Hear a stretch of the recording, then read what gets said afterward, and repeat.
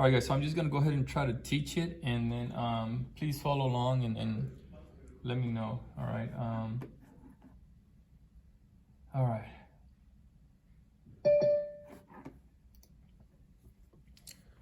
All right, guys. Does that say g of 2 minus h of 2 equals 4, or g of 2 equals h of 2, which equals 4? Yeah, so g of 2 equals h of 2 equals 4. So functions f and g and h are twice differentiable functions, okay? The line is tangent to both the graph of g at x equals 2 and the graph of h at x equals 2. So try to picture it, guys. So you have the line is tangent to both the graph of g and the graph of h. So that's interesting, and that's why you see g of 2 and h of 2 meet at the same point, which is 4.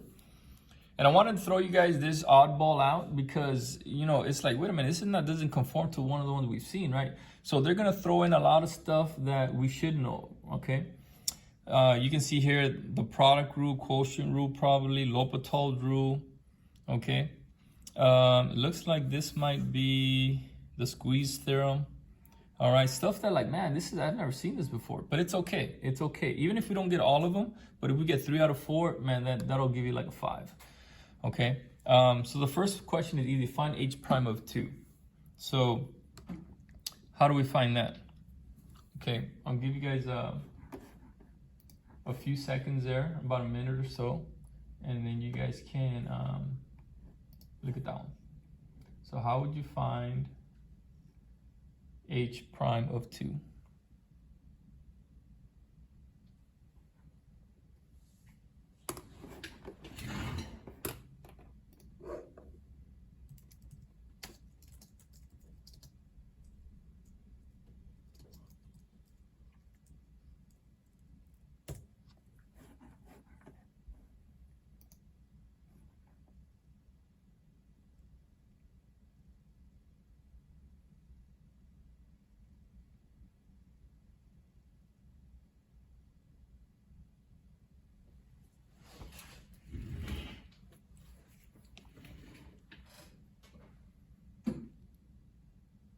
All right, guys, so check it out.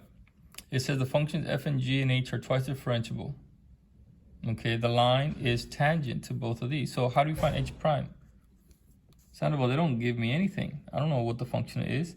All I know is that h and g are the same. Think about it. This line is tangent to both. That means it touches at that one point. So what is h prime? H prime, guys, is actually the slope. Well, what's the slope? The derivative. Derivative of where? At that point, right? What do you think it would be? Bam. 2/3. Yeah, because according to the line tangent, m is the slope. There it is. And you see that, guys? The derivative at this point. So look at this. This is the line tangent. This gives me the derivative at that point. Oh, what's the slope? Oh, it's 2/3. You see how they connect that? It's something that we really haven't seen in the previous exams, but you see how they get creative. But it's a very, very simple question. So the more these tests are developed, they're really wanting to really have you understand the concept abstractly. Okay, let's do letter B. Let a be the function given by a of x. Write the expression for a prime and then find a prime of 2. All right, so then what does that mean? You got to do the what? You got to do the product rule. Okay, that's what they're asking for. You got to do the product rule. All right, so let's go ahead and do the product rule. So I'll call it here B. Hopefully I can fit all this in one page. Okay, and the way I do the product rule, I do a little bit differently, but it's okay. I see the first times the derivative of the second, which is h prime of x, plus the second. So what's the equation again? So it's 3x cubed h of x? Correct, 3x cubed h of x. So first times the derivative of the second plus the second times the derivative of the first. The derivative of the first would be 9x squared. And then what do I got to do? All I got to do is just plug in my 2, okay? So a prime of 2 is equal to, I'm going to plug it in and then do my mental math, okay? So h prime of 2 plus h of 2 times 9 times 2 squared. All right, guys. And hopefully that makes sense. All right. So this becomes 2 cubed is 8. 8 times 3 is 24. Times h prime of 2. What's h prime of 2? Did we find that out? Yes, we did. We said it was 2/3, right? Remember that from part A? And then plus h of 2, okay? And then over here, let's see, that will be 4 times 9 is 36. All right. Now, how do we figure out h of 2? Do they give us that answer? Yeah, they do. H of 2, it's 4, yeah? All right. So then a prime of 2, I'm not going to do the math. You guys can do that. But the answer should be 160.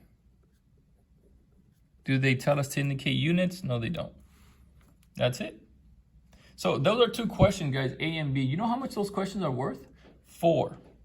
A and B. A is worth 1, B is worth 3 points. Is that very difficult? No, it's not. You guys can do it. Okay? You guys can do it. That's 4 points. 4 out of 9. I think that's like 45%, something like that. That's definitely a 3. Okay? All right. Letter C. It says, the function h satisfies h of x. Okay, given this, for x cannot equal to 2. Okay. It is known that the limit as x approaches 2 of h of x can be evaluated using L'Hopital's rule. Interesting. Okay. Use the limit as x approaches 2 of h of x to find f of 2 and f prime of 2. Show the work that leads to your answers. Okay. So what are we going to go ahead and do? All right. Now, how do we use L'Hopital's rule? Now, L'Hopital's rule, guys, remember, is when you get an indeterminate form. That means the top and the bottom are gonna approach 0. Okay, and then that's how we would evaluate it. All right. So on the bottom, does it say after the f of x is say squared or cubed? Oh, cubed. Right. F of x cubed. Okay. So we can go ahead. Let's go ahead and find the derivative first. So if I do the limit as x approaches 2 of this guy, x squared minus 4 over 1 minus f of 2, and then we're going to cube that guy. Okay, what does that become? And it says x cannot equal to 2. Okay. Can you put it down a bit more? Like this? Not like that. Like move it up even. Like that. There you go. Okay. So if I plug in 2 here, I get 2 squared minus 4, which is 0. If I plug in 2, what's f of 2? Okay. What's f of 2? Does anybody know? Is it 4? No, f of 2. That's g of 2 and h of 2. Yeah, f of 2 would actually be 1. F of 2 would be 1. Well, actually, you know what? How do we figure that out? This one is a little bit tricky because let's go back and look at it. It is known that the limit as x approaches 2 of h of x can be evaluated using L'Hopital's rule. Well, I know L'Hopital's rule is when it's 0 over 0. Well, wait a minute, 0 over 0, right? Okay. So they're telling me it can be evaluated using L'Hopital's rule. So that means that the only way L'Hopital's rule works if it's indeterminate 0 over 0. Okay, that means this whole thing would... that if f of 2 would have been 1. Correct. Yes. So you see what we had to do? We had to do some empirical thinking, and we had to think, okay, wait a minute. If it's L'Hopital's rule and 0 over 0, that means this guy is 0. The only way that's going to happen is if this guy here is 1. 1 minus 1 is 0. So that's how we can go ahead and work backwards and know that f of 2 is equal to 1. So we found out what f of 2 is. Now what about f prime? F prime of 2. So we get, this is indeterminate. So now we're gonna go ahead and use L'Hopital's rule. So x approaches 2 of x squared minus 4, 1 minus f of x to the third power. If I take the derivative on the top, I get 2x. And the derivative on the bottom, I get 1. The derivative of 1 is 0. Okay.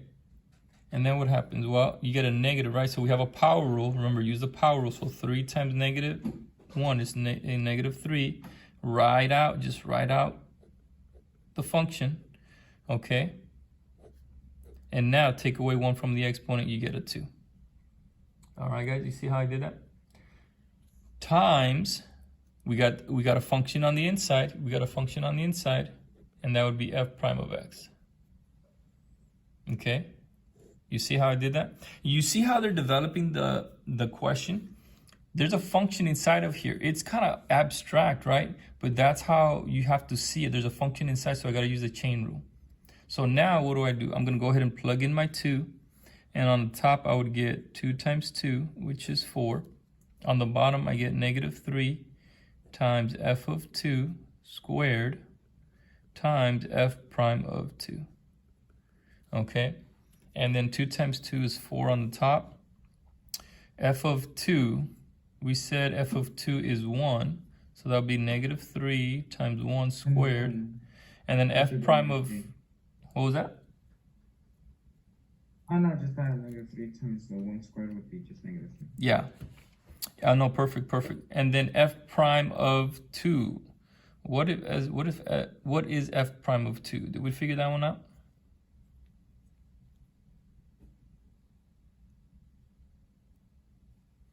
No, that's what we're trying to figure out. All right.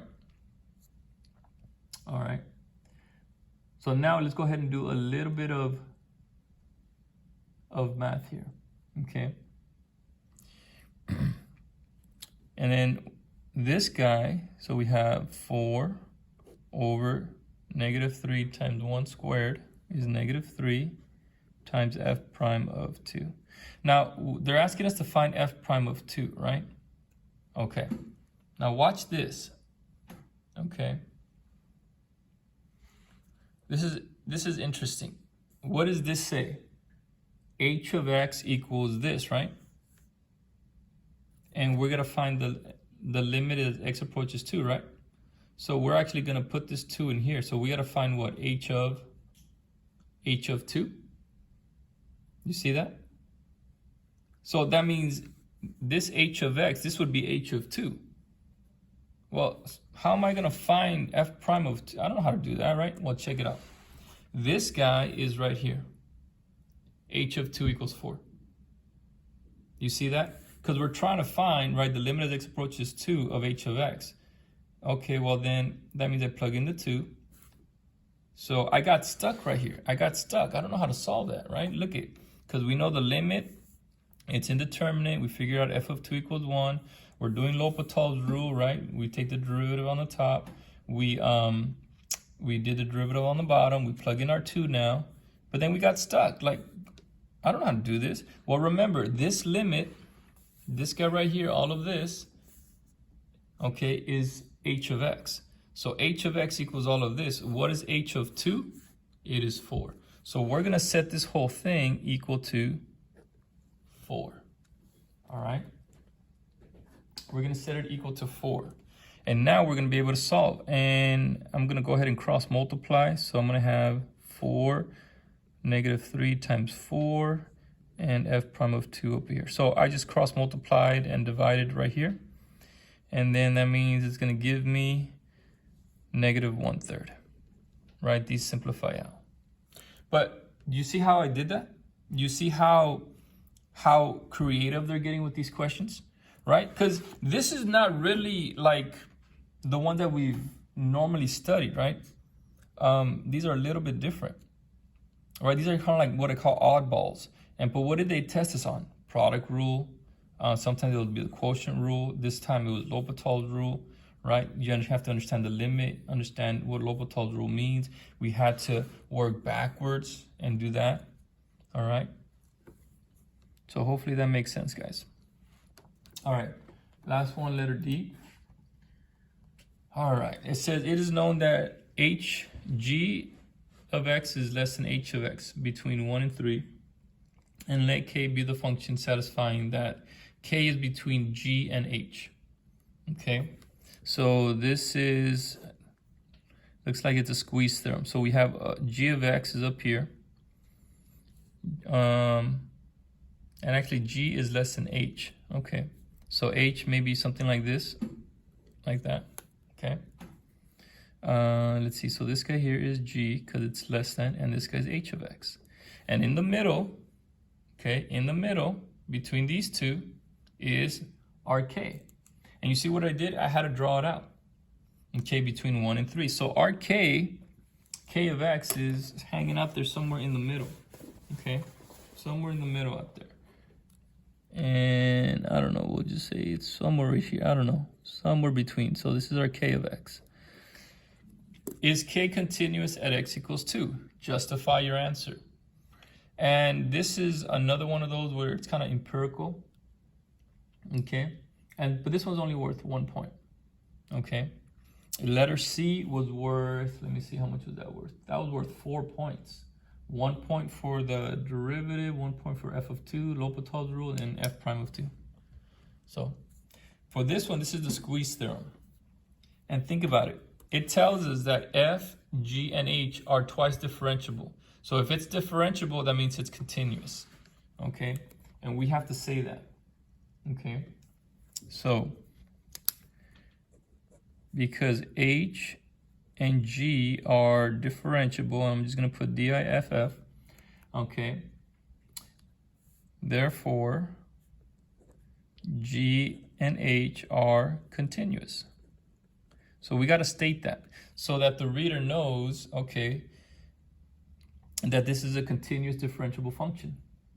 Okay, so we're trying to figure out what's, if k of x is continuous. Okay, and we know that the limit as x approaches 2 of g of x, all right, we're going to plug in that 2 in there. We know that guy is equal to 4. All right, and then we also know that the limit as x approaches 2 of h of x also equals to 4. So these two equal to 4. Okay, and then we're gonna say because, let me see, what should I put for, I'll just put g of x. G of x is between, I'm sorry, h of x is between k is between g and h, okay, for the interval between 1 and 3. 1 and 3, the open interval. Sandoval, how do you know it's an open interval? They tell me right there. Okay, so all we're doing is restating what they tell us. Okay, they tell us h and g are differentiable, therefore it's continuous. Cool. We know the limit as x approaches 2 of g of x equals 4. Same thing with the limit as x approaches 2 of h of 2. It's equal to 4. All right, so because this guy's 4, this guy's 4, and all right, and then the k is between, right? K is between those two. That means, therefore, okay, we can say k of 2 is equal to 4 because g of 2 is on either side of h and g. Okay, so if this guy's 4 and this guy's 4 and this guy's between these two, then we're gonna assume by the squeeze theorem that this guy is also 4. All right, therefore, okay, k of x is continuous. Okay, whoops, and let's be more specific, at x equals 2. All right, and that's it, guys.